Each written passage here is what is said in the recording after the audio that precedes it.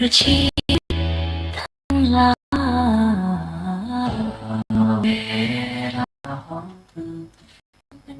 ก่อนจิตวันทาพุทธารุตตาส่องทางปัญญานำพาพ้นภัยพระธรรมพระธรรมรำเริงดั่งทานน้ำใสหัวใจร้อนลนพระสงฆ์ผู้ทรงศีลธรรมมั่นคงดำรงตนตรงเป็นมิ่งมงคลขอยกมือ10 นิ้วกราบนอบน้อมวันตาอภิวาทน้อมระลึกถึงอย่างพระอรหันตสัมมาสัมพุทธเจ้าผู้แสวงหาซึ่งประโยชน์อันยิ่งใหญ่นอบน้อมอย่างพระธรรมคำสอนศาสนานี้ที่องค์พระสัมมาสัมพุทธเจ้าได้ตรัสแสดงดีแล้วขอนอบน้อมระลึกถึงอย่างพระสงฆ์สาวกหมู่ใหญ่ผู้มีอิทธิอันหมดพระงดงามอันเป็นติปันโนเหนือเก่าของข้าพเจ้าและขอถวายความเคารพนอบน้อมไหว้สามายังครูบาอาจารย์พระเถรานุเถระพระภิกษุสงฆ์สามเณรพระสังฆาธิการสงฆ์สมณศักดิ์บัณฑิตนักปราชญ์ท่านผู้มีความรู้ทุกรูปทุกตนทุกองค์ที่เปิดรับฟังรายการธรรมะยามแลงทางสถานีวิทยุพระพุทธศาสนาแห่งนี้มาโดยดีตลอดแล้ว ขอเจริญธรรมมายังปอศรัทธาอันมีตังปอมอนแม่มอนปออุ้ยแม่อุ้ยปีป้านะอาท่านผู้ฟังผู้มีบุญท่านที่ติดตามรับฟังธรรมะยามแรงทางสถานีวิทยุเพื่อการศึกษาพระพุทธศาสนาและวัฒนธรรม104.5 เมกะเฮิรตซ์ตลอดจนถึงขึ้นสีขาวธรรมะชาวประชา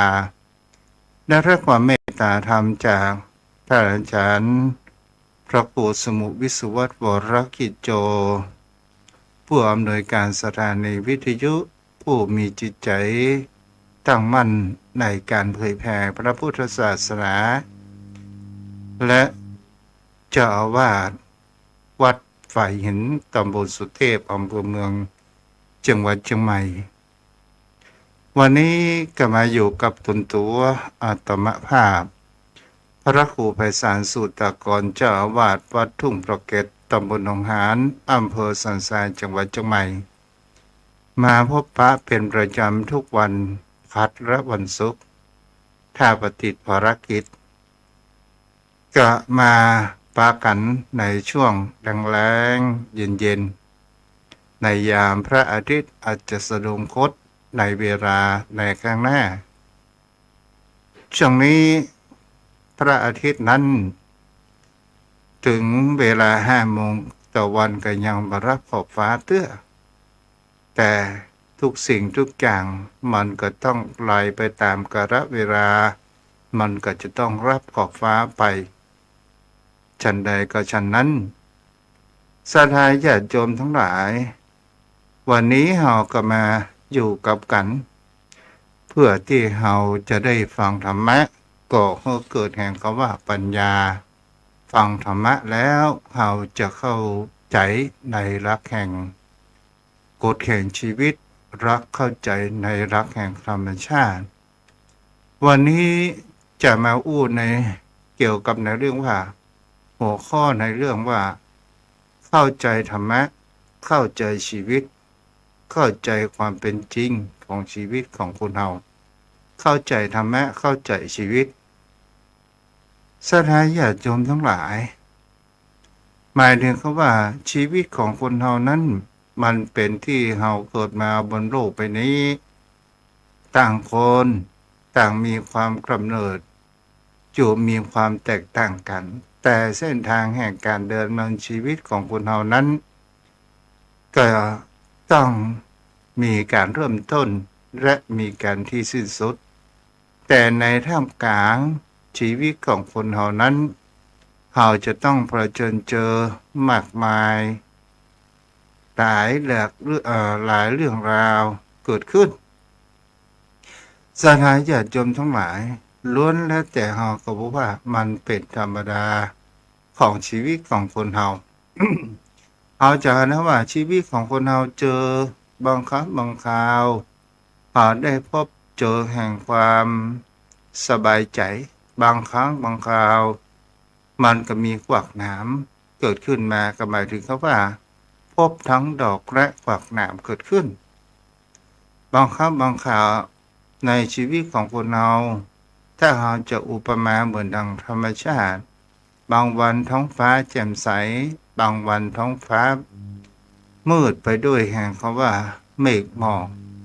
บดบังก่อให้เกิดแห่งพายุฝนพายุลมชีวิตของคนเราบางครั้งบางคราวก็มีความทั้งความสมหวังและมีความผิดหวังมีความวุ่นวายว้าวุ่นอันนี้ก็เป็นสิ่งที่เห็นได้ว่านี่ก็คือธรรมชาติของชีวิตของคนเราศรัทธาญาติโยมทั้งหลายบางครั้งบางคราวคนเรานั้นก็มีหลายคำตอบในสิ่งที่เรา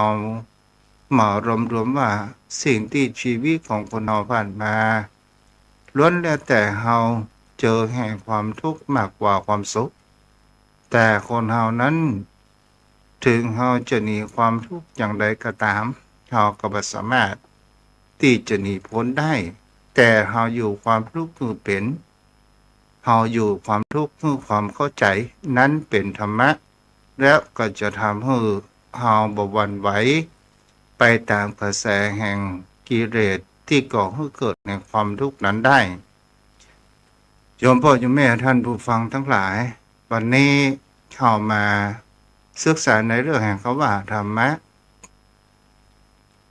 มะที่สิ่งที่คนเราจะเข้าใจกันมากบางครั้งบางคราวก็บอกว่าธรรมะนั้นเป็นสิ่งที่ไกลตัวเป็นสิ่งที่ทำได้ยากเป็นสิ่งที่ก่อให้เกิด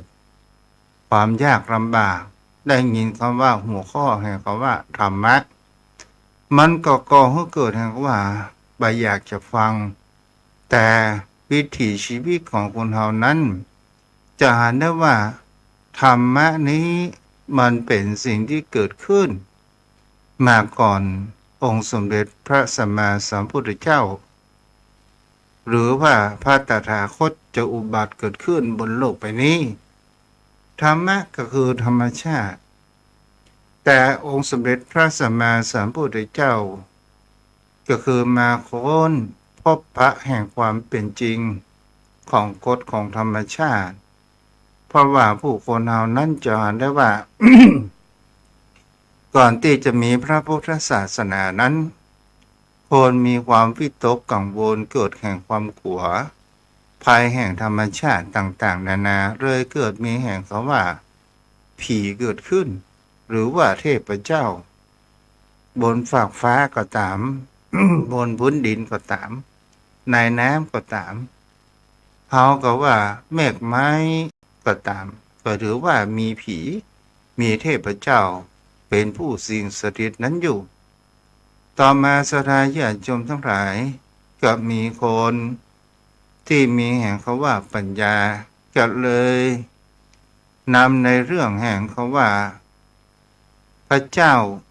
เป็นผู้สร้างโลกเป็นผู้สั่งให้ตัวเองนั้นมาเผยแผ่ในทักคำสั่งของแห่งเทพเจ้ามันก็เลยมีการสิ่งที่เอารัดเอาเปรียบกันเกิดขึ้นมาอย่างช้านานเกิดขึ้นเลยก็มีแห่งเขาว่าผู้มาปฏิรูปก็คือเจ้าชายสิทธัตถะนั้นก็คือองค์พระตถาคตไร้บำเพ็ญเพียรจนเป็นพระสัมมาสัมโพธิญาณก็เลยเกิดแห่งเขาว่ารับกฎเกณฑ์ ของวิถีชีวิตในความเป็นไปตามธรรมชาตินั้นก็คือกฎของพระไตรลักษณ์สิ่งที่เป็นประการแรกถ้าเราอู้ถึงตัวธรรมะสทาญาติโยมทั้งหลายถ้าได้จริงเป็นสิ่งที่อยู่ใกล้ตัวของเรามากที่สุดนั่นก็คือคำว่าลมหายใจลมหายใจเราเข้าออกนี่แหละนี่ก็คือธรรมะแล้วเราหายใจเข้าออกเราก็ลองดูไปแล้วว่าเราหายใจเข้าด้านเดียวมันและพอผ่อนออกมามันก็เป็นไปไม่ได้ถ้าเราปล่อยลมหายใจสุดไปและหอมเอากลับขึ้นมามันก็ไม่สามารถที่จะอยู่ได้นี่มันแสดงธรรมถึงแห่งคำว่าหลักแห่งคำว่าอนิจจังก็คือความบ่เที่ยงและมีการพึ่งพาซึ่งกันและกันของกายและจิตของคนเฮานั้นศรัทธาญาติชมทั้งหลายเป็นสิ่งที่บุคคลเฮานั้นจะเห็นได้ว่านี้ก็คือเป็นสิ่งที่ผู้คนกันเดกันเดอยู่ทอปิกได้แม่ออกวิโยโย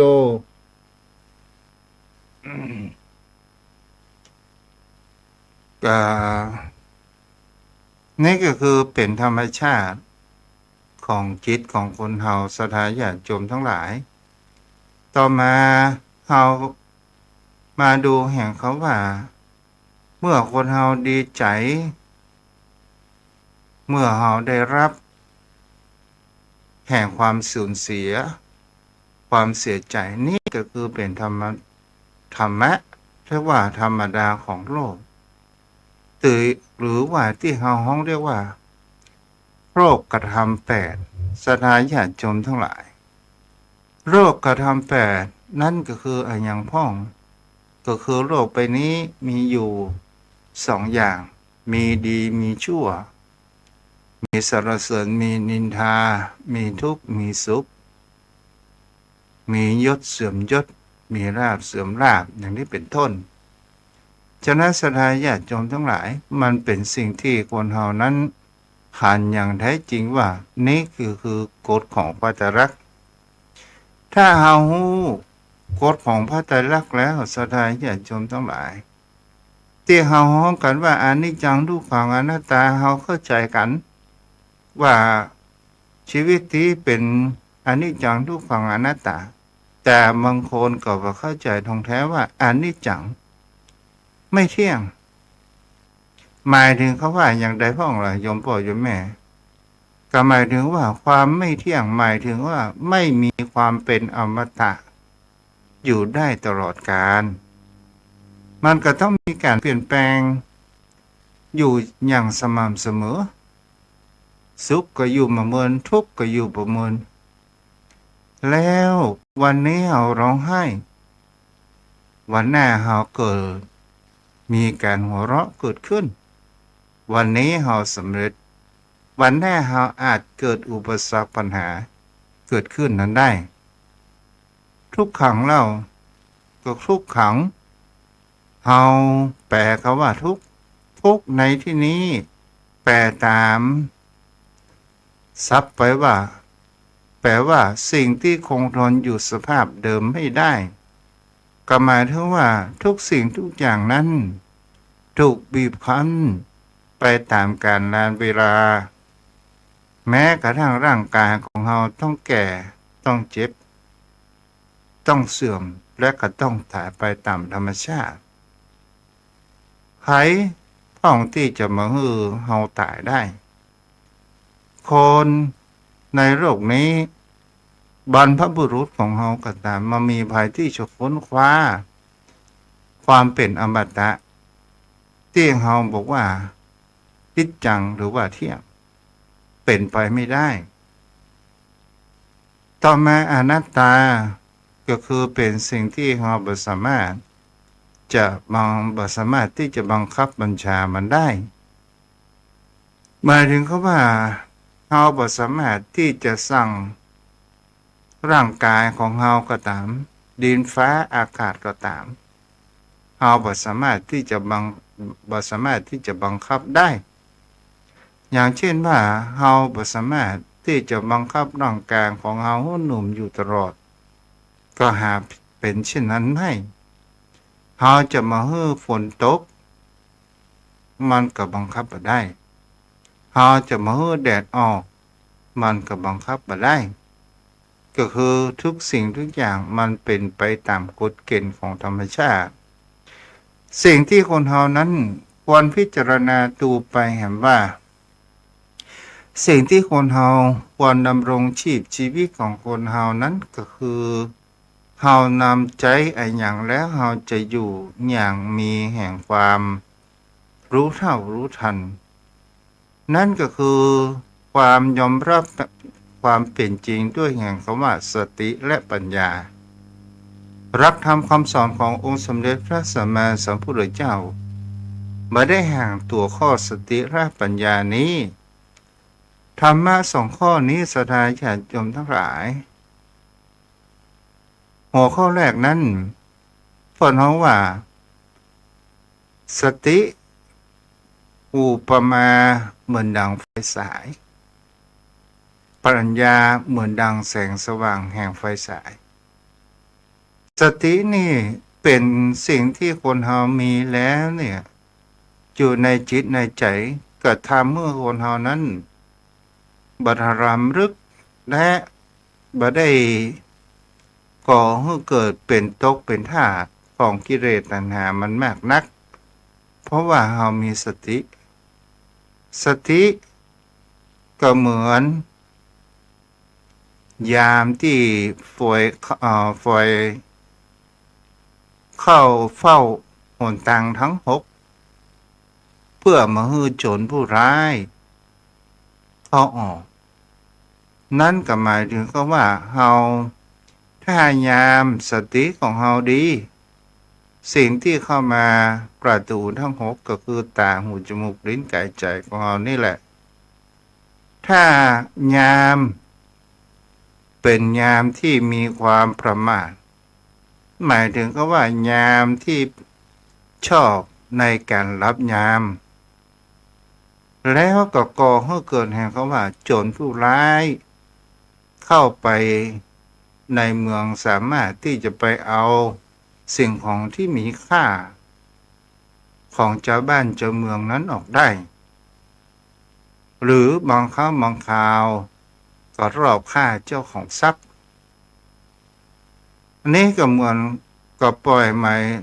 ถ้าเอาอุปมากับหมายถึงก็ว่าเอาปล่อยกิเลสสามกองก็คือโรคปวดหลงเนี่ยนำพาไปในสิ่งที่เป็นแห่งความชั่วทางด้านการประพฤติผิดศีลธรรมก็สนใจกฎอาญาบ้านเมืองต่างๆนานาเกิดขึ้นปล่อยไปตามกิเลสไข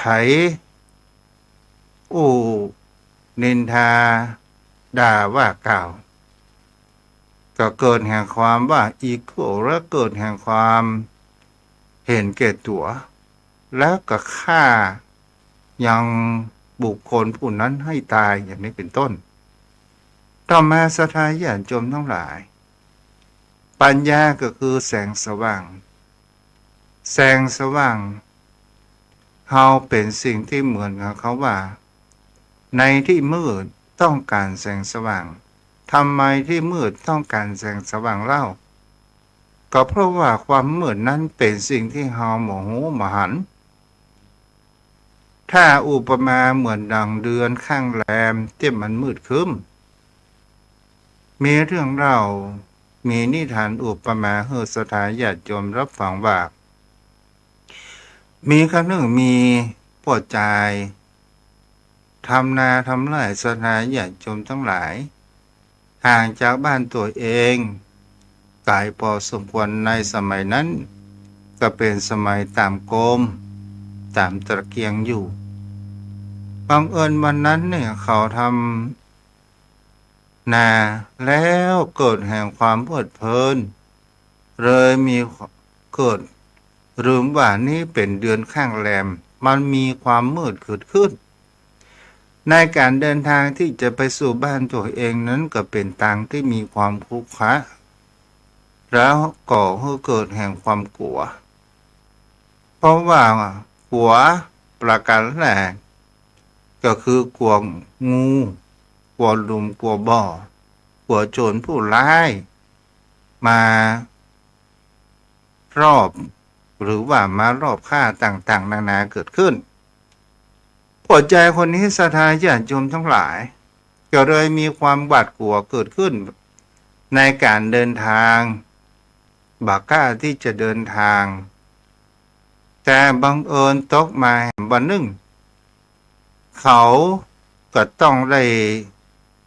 เป็นสิ่งที่จะหาได้ว่าเขามีปัญญาในการที่จะส่องเสาะหาแปลงแสงสว่าง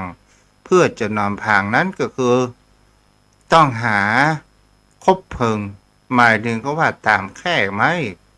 ส่องนำทางไปเพื่อให้หันแล้วว่าเขามีแสงสว่างแล้วเขาก็มีความหวาดกลัวเกิดขึ้นก็สามารถที่จะเดินทางไปสู่บ้านได้ชีวิตของคนเฮาก็ตามศรัทธาญาติโยมทั้งหลายบางครั้งบางคราวคนเฮามืดแปดด้านมีความทุกข์ใจมาทะถมต่างๆนานาคิดอะไรอย่างบ่ออกแต่ถ้าว่าเฮามีปัญญาและเฮามีสติ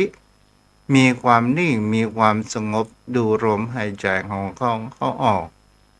มันก็เกิดปัญญาเกิดขึ้นที่จะมีทางแก้ไขและปัญหาเกิดขึ้นนี้ก็เลยเป็นสิ่งที่บุคคลเฮานั้นได้ศึกษาได้ดูว่าอ๋อ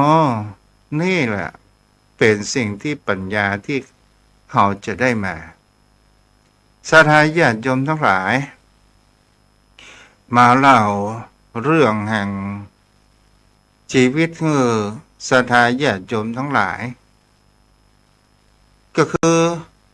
ต้นของว่ามีแม่หญิงชราคนหนึ่งอยู่แห่งคำว่ามีความนักอกนักใจในเรื่องแห่งวิถีชีวิตต่างๆนานานั้นเกิดขึ้นแล้วก็ได้เดินทางไปหายังพระสงฆ์เพราะว่าบางคนก็มีเข้าใจว่ามีความทุกข์ต้องไปหาพระสงฆ์องค์เจ้าบังเอิญวัดนั้นมีพระสงฆ์อยู่รูปหนึ่งก็เป็นหลวงตาแล้วแม่หญิงชราคนนี้ก็เดินทางไกลพอสมควรด้วยความเหนื่อยล้า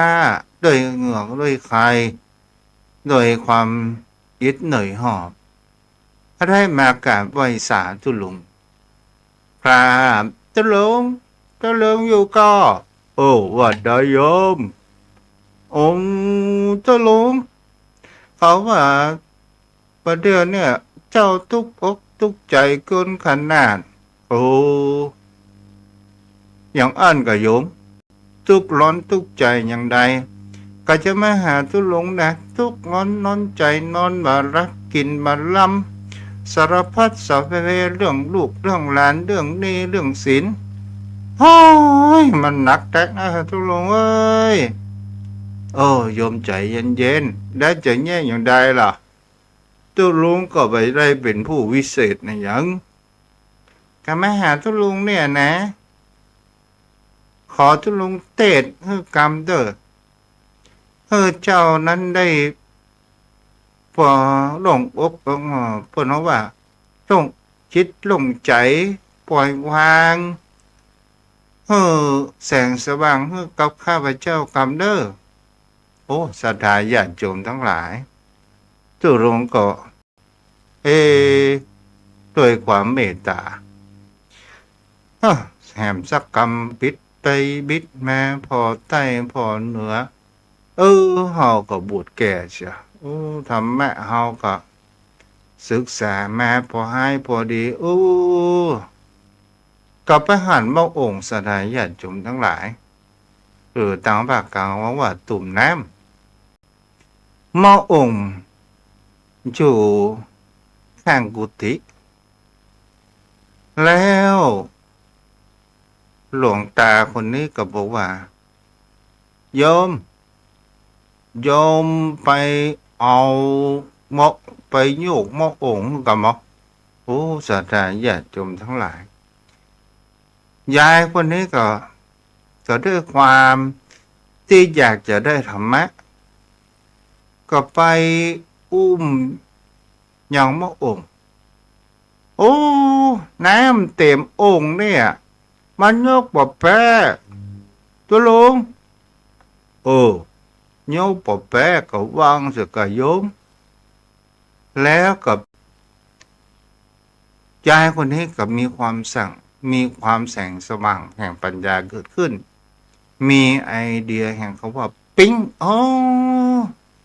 ตะกี้ตัวลุงก็บอกว่าวางเสียกับโยมความหนักหน่วงนี่มันต้องวางกะวาง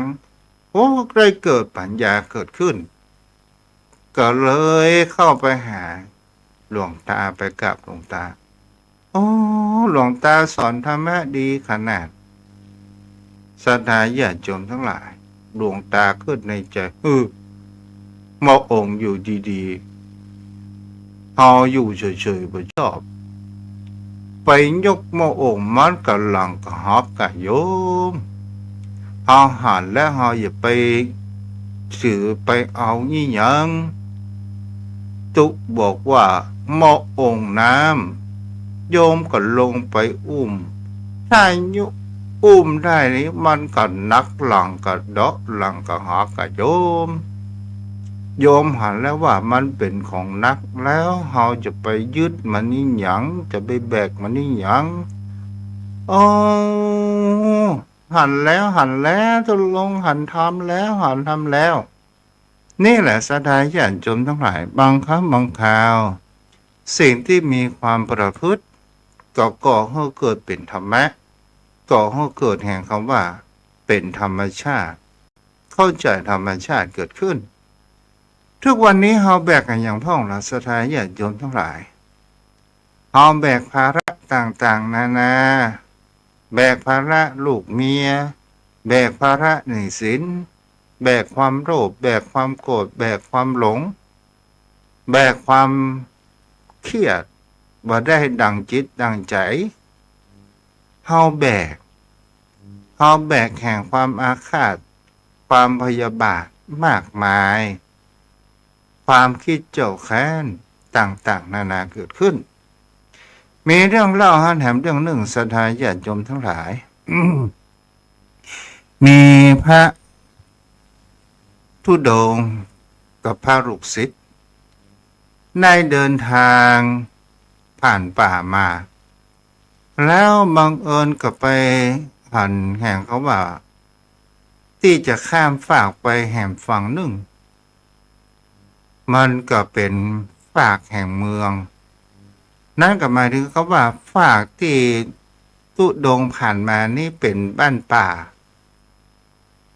มีแม่หญิงคนหนึ่งศรัทธาญาติโยมทั้งหลายมีอาการเป็นคนท้องแก่ห้องแต่เป็นคนที่ไม่ใหญ่มากแล้วแม่หญิงคนนี้ก็บ่กล้าที่จะข้ามน้ำเพราะว่าน้ำมันกลับมาประมาณเพียงแอวเนี่ยศรัทธาญาติโยมทั้งหลายแล้วแม่มารคนนี้ต้องการไปแห่งฝั่งหนึ่งเพื่อที่จะไปหาหมอแม่มารคนนี้ก็ตั้งอยู่ข้างฝั่งก็รอเพื่อที่จะมีผู้คนจะนำพาตัวเองนั้นข้ามฝั่งแห่งแม่น้ำไปหลวงตาคนนี้ก็โมโหว่ากรรมหารปลอดใจคนในเดินผ่านไปผ่านมาถามสารทุกข์สุขดิบต้องได้กี่เดือนละประเด็นนี่จะไปที่ไหนเขาจะไปโรงพยาบาลจะข้ามแม่น้ำพระธุดงค์รูปนี้ก็อดใจไว้ได้ก็เลยอุ้มแม่หญิงมานี้เนี่ย ข้ามแม่น้ำไปวางไว้แห่งฝั่งหนึ่งแต่พระลูกศิษย์ศรัทธาญาติโยมทั้งหลายก็มีความสงสัยมีความนึกในตัวอาจารย์ของตัวเองว่าโอ้อาจารย์ของเรานี่ทำผิดพระธรรมวินัยอย่างร้ายแรงแต่เนื้อต้องตัวไม่ยิงเจ้าหลังจนไปถึงเกาะไม้ก็ได้นั่งทำอาจารย์ของตัวเองว่าอาจารย์อุ้มไม่ยิงข้ามฝั่งนี้อาจารย์ผิดวินัยร้ายแรงแบบเจ้าคะอาจารย์ก็บอกว่าฮะอ๋ออะไรอย่างก็อุ้มไม่ยิงผิดวินัยร้ายแรงแบบเจ้าคะเอาเฮาอุ้มไม่ยิงคนนั้นเนี่ยเฮาวางไว้แหมฝั่งไว้วางไว้เมินแล้วเธอยังอุ้มมาอยู่กะ นี่ก็หมายถึงว่าชอบแบกภาระความคิดอันบดีอันความสงสัยไว้อยู่ในจิตในใจปป่วยปวางเกิดขึ้นนี่แหละสถาญาติโยมเป็นสิ่งที่คนเฮาจะหันได้ว่าบางครั้งบางคราวคนเฮาเนี่ยเรื่องมันพอผ่านไปละผ่านไปเป็นหลายวันแล้วแต่เฮาบ่ปล่อยผ่านหมายถึงก็ว่ามีความเครียดเจ้าขี้เจ้าแค้นมันบ่าเฮามันด่าเฮามันอู้บ่ดีกับเฮาและเฮาก็มีเจ้าโกรธเจ้าแค้นเปิ่นปอรับนอนคนพืชกินกินรับนอนอุ่นสบายแล้วแต่เฮาก็ยังแบกภาระไว้เหนือในสมองในของเฮาบางครั้งเฮาก็ไปแบกภาระของคนอื่นอย่างนี้ศรัทธาญาติโยมทั้งหลายก็ลองเก็บคิดพิจารณากันไปเนาะเอาละวันนี้ก็ใช้เวลามาพอสมควรต้นนานอยู่หรือไม่ก็ไม่รู้เนาะ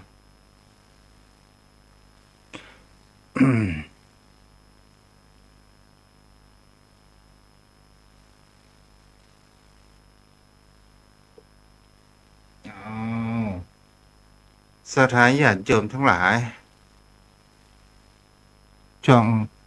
ปีนี้ปุ่นเด้อเข้าภาษาเดือนหน้าปุ่นเด้อวันที่30ปุษ29 30สถานญาติโยมแก่ใต้เป็นสารเมตตาบารมีธรรมท่านพระพุทธเจ้าด้วยความเคารพสูงยิ่งครับท่านเจ้าครับ เจอวันนี้อู้ทำง่ายๆเด้อพ่อนาน ครับวันจันทร์วันได้สาระแก่ดีท่านพระพุทธเจ้าวงการบ้านเขายืดไว้มันก่อนนะโป่งตุ๊กก็สบายใจครับท่านเจ้าครับ เจ้า คือมันเก็บไปตามธรรมชาติของมันที่ขึ้นนั่งเขาได้มาอยู่ตลอดเขามาแอวดูโลกมาได้ครับ เจ้าแม่นละแล้ว จะได้ยกตัวอย่างนะว่าเราเข้าใจธรรมะเราเข้าใจชีวิตและเราก็มีสติปัญญาเกิดขึ้นเนาะพ่อนั้น บ้านเขาอยู่กับ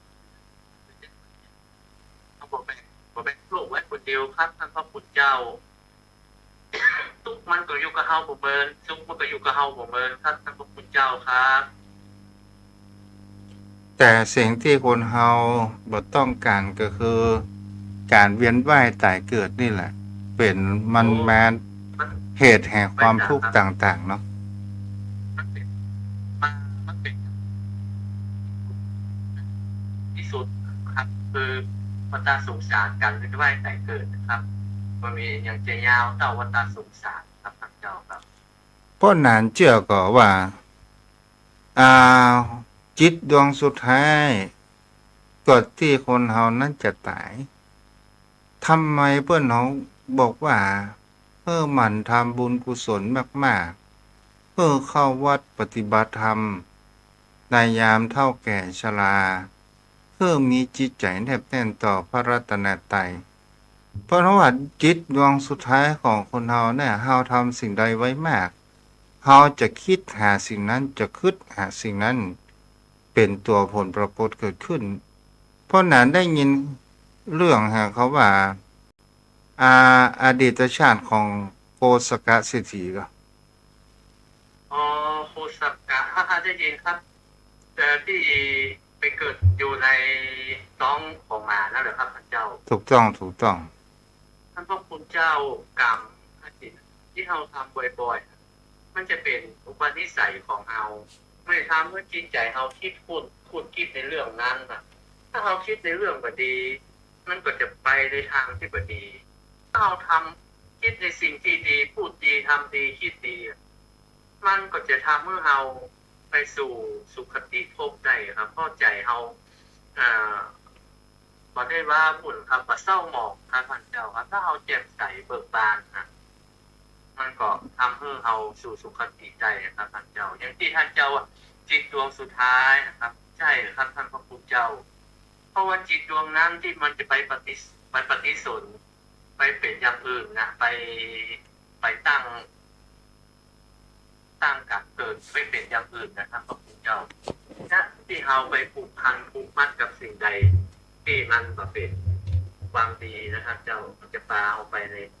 ในทางที่บดีได้ครับท่านเจ้าปาจากเพื่อนว่าจะอ่านนะครับท่านพระพุทธเจ้ามีนี่แหมเรื่องหนึ่งเพื่อนนั้น ไม่ทราบครับ คำว่าถ้าเป็นศาสนาผีก็บอกว่า ตายแล้วเป็นผีเนาะ ครับ ถ้าตามพุทธศาสนาว่าตายแล้วเคลื่อนจุติ ใช่เพื่อน จ้ะแล้วถ้าตังศาสนาผีศาสนาทางเดิม ถ้าว่าต้นตระกูลบรรพบุรุษใครก็ตาม ตายตระกูลใดก็จะต้องไปเกิดตระกูลนั้น แต่พุทธศาสนาบอกว่า ตายแล้วเราทำกรรมดีเราก็ไปเกิดในภพภูมิที่ดีใจที่นี้เราอู้ถูกกับพระนั้น ใช่ครับท่านเจ้าก็อยู่กับอยู่ที่กันท่านพระพุทธเจ้า เลยมันมีคำว่าโอ้ตายแล้วเป็นผี จะมาหลอกมาหลอนเด้อ7 วันเพื่อจะเอาไม้การมาส่งก็ลุ่มคุ้มค่ำมาเคาะหันเคาะนี่อันนี้มันเป็นศาสนาผีเมื่อก่อนปะนั้น ใช่ครับมันเป็นความเชื่อของศาสนาความเชื่อของลัทธิหนึ่งครับที่ท่านพระพุทธเจ้าที่ว่าเชื่อว่า มันอยู่กับพุทธนี่แบบบางครั้งบางคราวคนเฮาก็แยกกันมาออกเนาะ ใช่ใช่ครับมาปนกันเพราะมันความเชื่อนะครับพระพุทธเจ้ามันต้องแยกโดยความจริงและเหตุผลอย่างศาสนาของเรานี่มันอาศัยเหตุได้ผลครับแต่ว่าไม่ได้อาศัยรักกับความเชื่อ แต่ว่าบางทีเข้าไปถึงศาสนาพุทธก็เลยเอามาปนกันเพราะว่าอันยังเป็นความเชื่ออันยังเป็นลัทธิอันยังเป็นพุทธเป็นเดียวกันกับพระเจ้าครับ ถ้าว่าตายแล้วเป็นตัวเป็นที่มีเสียงกิ๊กเสียงก็ถ้าตามพูดของว่าเปรตเนาะพะนั้น อ๋อครับมันจะเป็นประเภทเป็นอสุรกาย เจ้า ถ้าตามศาสนาก็ว่าเป็นผีห่วงข้องอะไรหาย่างไปกุไปเกิดเจ้ากะเนี่ย แต่อย่างก็ตายหันข้าวเหมือนกันปะนะ ไม่ โอ้ ทราบครับ สูจะตายก็เปิ้นหยังไปห้องเปิ้นปิกคืนมาหลังหยังอันนี้เป็นความเชื่อของผีเมื่อก่อนปะนะ เป็นวิชาพิธีนะครับท่านพระพุทธเจ้าเพราะมันมีหลักศาสนาของเราที่พุทธเจ้าจะวางหลักคำสอนไว้ท่านเลี้ยงเรามาเลี้ยงต่อไปครับ ทำกิจของท่านให้สมบูรณ์เมื่อท่านจากไปแล้วปริญญาไปท่านคืออุทิศส่วนบุญส่วนกุศลให้ท่านนะครับท่านเจ้า เอามันผสมประสานกัน บางครั้งบางคราวคนกลับไปแยกเนาะ มันเป็นเพราะว่า ไอ้อย่างเขาว่าสังฆะบางคนก็บอกว่าสังฆะเนี่ยเป็นตู้เจ้าไปไล่ผีบ่ไปไล่เปิ้นออกจากบ้านจากจองบัดดีอีโร อ๋อจะเข้าใจผิดนะครับคือความสงเคราะห์เพื่อให้เป็นมงคลเพื่อกำลังใจนะครับท่านพระคุณเจ้าเพื่อกำลังใจกับคนอยู่ว่าเพื่อเสียอกเสียใจที่ได้สูญเสียคนนั้นเป็นที่รักในครอบครัว เปิดก็ไปควบคุมของเปิดละเปิดก็ได้ไปดีไปที่เปิดทำไว้และเฮาเนี่ยที่ทำบุญเนี่ยมันเป็นการเสริมเติมต่อคือบุญเปิดมีบารมีแก่กล้าในช่วงที่เปิดจะไปจุตินะครับบุญบางทีบารมีเปิดกับแก่กล้าเขาทำบุญแล้วเปิดกับไปเสริมไปเติมเพิ่มเพื่อเปิดมีบุญเป็นตบะเดชะพระวะปัจจัยเป็นอุปนิสัยเสริมส่งเพื่อเปิดได้สู่สุคติภพไปเสริมไปเติมเปิดก็ได้ครับเพราะว่าบุญเปิดต้องทำไว้ส่วนตัวของทุกคนป้อนานเป็นป้อนานป้อนานเป็นคนป้อนานเป็นคนแก่เด้อเขาจะเป็นเขาจะเป็นคนว่าเอาตู้เจ้ามันนี้บดีไปไล่เพื่อนอย่างพอละเอาไฟแวดบปอแหมบปอเอาขี้ทรายมาบนบ้านแหมหัวเปิ้นมาอย่างล่ำมาเรือกับบ้านของเปิ้นเนี่ยป้อนานอย่างเงี้ยประมาณนี้อันนี้เขาเข้าใจผิดนะครับเป็นวิชาทิฏฐิต้องเป็นทำความเห็นถูกต้องทิฏฐุทุกกรรมทิฏฐุทุกกรรมทำความเห็นตรงถูกต้องคือกำลังใจคนที่ตายไปแล้วอย่างที่กระผมได้กล่าวไว้เบื้องต้นครับท่านญาติธรรมครับคือเปิ้นตายไปแล้วก็ไปสู่ภพภูมิของเปิ้น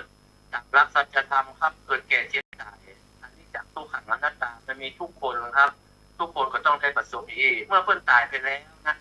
แต่ว่าเฮายังฮักยังขึ้นเติงเปิ้นมีอุปการะคุณแต่เฮาแต่ว่าพระคุณเจ้าเปิ้นมาสังฆาก็คือสวดมนต์เย็นนะครับก็คือการส่งเคราะห์นะครับเรียกว่าสังฆานะครับมาจากสังฆาวัตถุสี่เปิ้นมาเจริญเปิ้นมาสวดมนต์ครับถามว่าเป็นมงคลเนาะถามว่าเป็นมงคลจากสิ่งที่เป็นอวมงคลหมายถึงว่าสิ่งที่มันบดีกับไก่ของมันเป็นดีเนาะครับคืออย่างงานศพเนี่ยแยกประได้ครับแยกว่างานศพนี้คืออวมงคลคืองานที่ไม่ใช่มงคลและงานทำบุญบ้านแต่งงานของขวัญอย่างนี้อันนี้เป็นงานมงคลก็แยกเป็นงานมงคลเมื่อมีมงคลเกิดขึ้นในครอบครัวแล้วก็เปลี่ยนให้มันเป็นงานมงคลก็คือสวดมนต์เย็นเนี่ยตั้งนี้ไปกับยูดีมีสุขเนอร์พระคุณเจ้าเพิ่นก็บ่จะได้ไปเนอร์ไปพูดไปเกิดไปเนี่ยเป็นมาหลอดเพิ่นบ่ได้ว่าอย่างนั้นก็กมืออยู่ดีมีสุขตั้งนี้ไปนั่งเรื่องเนอร์บ่ปอมีใบแผ่ใบหน้าเปิ้นปานนั้นอย่างที่เอามาทำนะครับมันก็อาจจะเป็นความคิดของ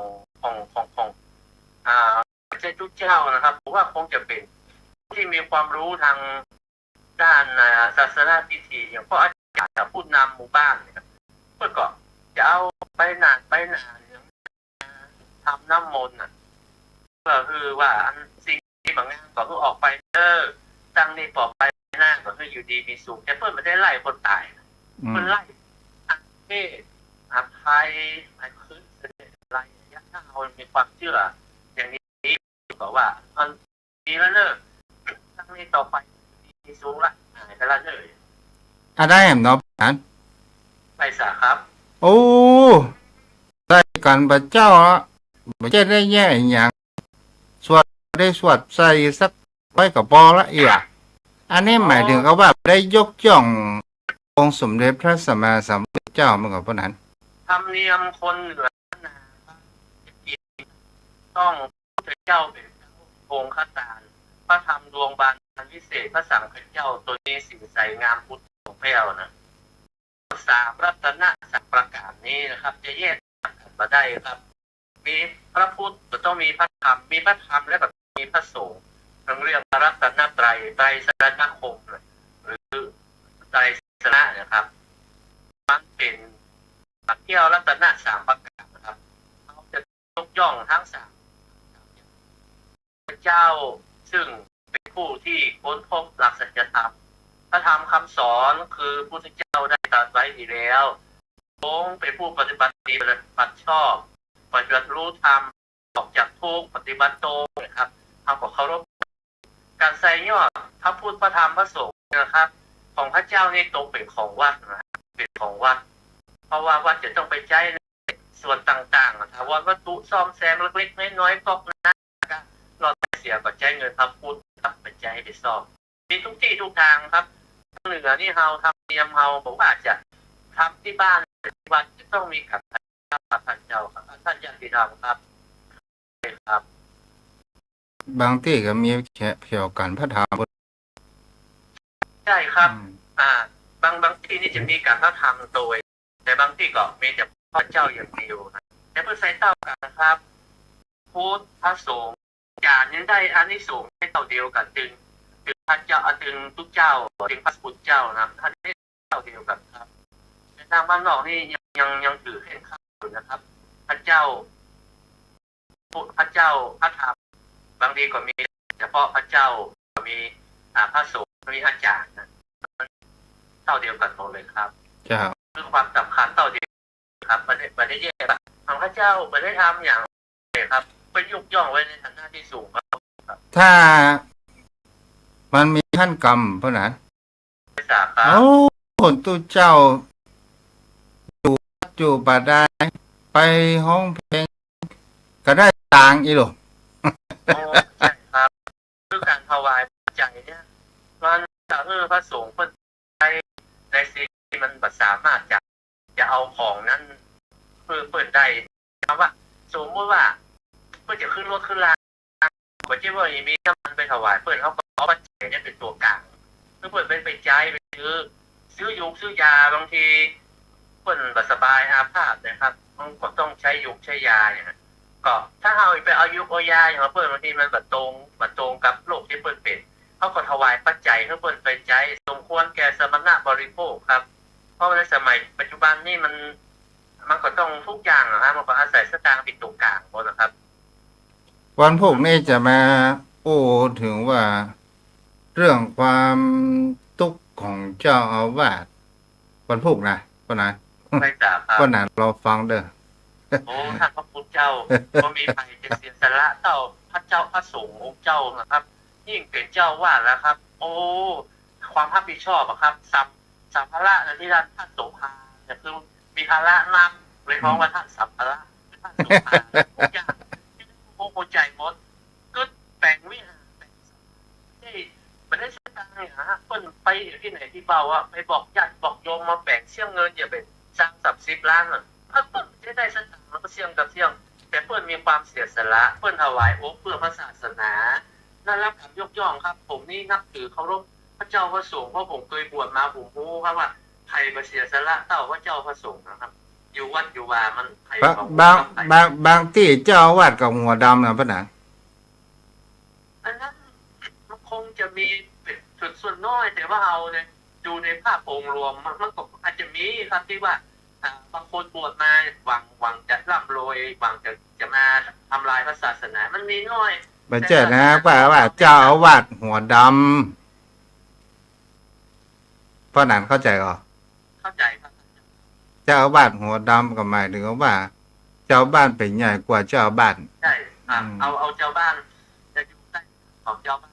พระพุทธเจ้าเปิ้นที่เรามาเป็นคณะกรรมการเรามาเป็นวิทยาวัจกรเราเป็นอาจารย์เพื่อมาช่วยงาน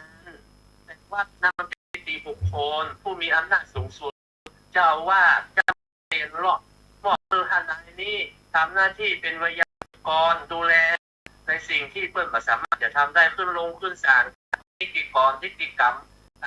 เท่าที่ดีอย่างการตัดเส้นเนี่ยมันเป็นผลประโยชน์ของวัดก็มอบอำนาจเจ้าว่าบอเขาแต่งตั้งให้เขามาแล้วเขาไปแจ้งเขามาควบคุมดูแลเขาช่วยงานเขาลูกจะว่าเอามาจับกินเขาก็ได้จะโคนเขาก็ได้ยึดติมันไปยึดติอาหารมันมาเป็นมาหน้าที่ว่าเป็นใหญ่ก็เปิดแต่งตั้งเขามาดูแลเขามาเป็นใหญ่ได้ แล้วก็บอกว่าวัดมีอาถรรพ์นี่ดูทุกเจ้าจะได้ไม่อยู่ปี2 ปีเนาะ มันอยู่ที่การเดินทางของคนครับส่วนท่านยังบรอเพื่อจะคือบวชเพื่อไปเจอว่าพี่ท่านหรอว่าถ้าอยากให้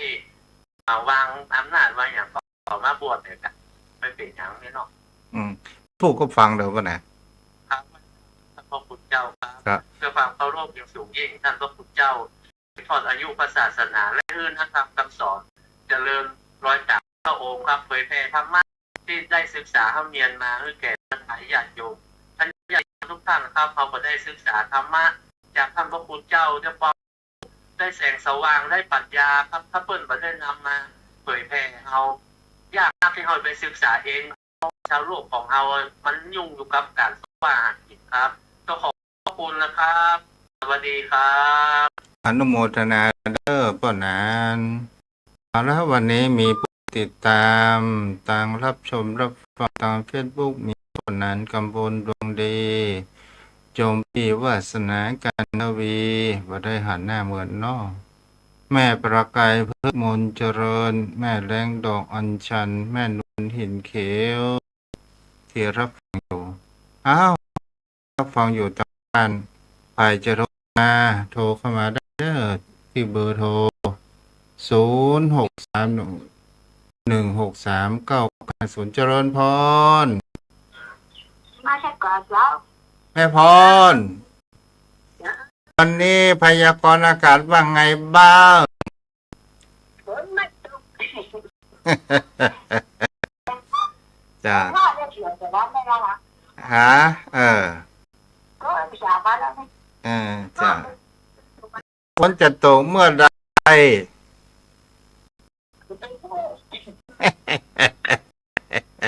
ดีละคุณรักษาได้ไม่พอเด้อจ้าอ้าวมารีโทรแย่มา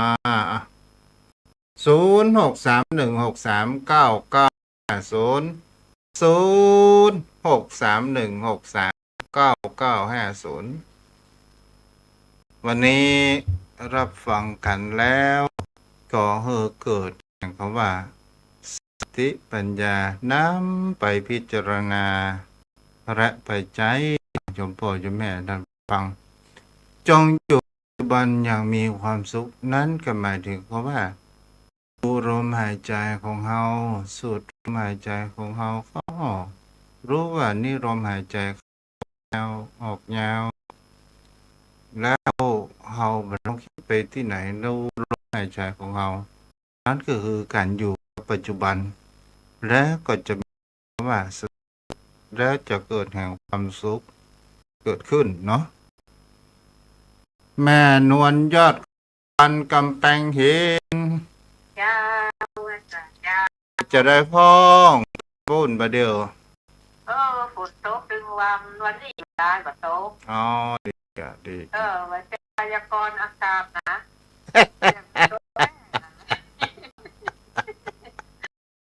จ้ะฮะ ได้ตรงด้วยนะ เจ้าเอาหนอมาตัวเด้อหนอโอ้นะ จะถามพอก่อนแต่ว่าที่จะแปลงยังมีเสือ จ้า ที่ห้างเต่า จ้าแม่สุขสบายดีนะแม่เนาะ จ้าสุขสบายดีเจ็บจังทุกวัน เจ้า จ้า จะไปประมาณแม่เด้อทำตามกำลังของเฮาเด้อ จ้า จ้าบุญรักษาเจ้าอ้าว06316399500631639950มันมีแล้วนี่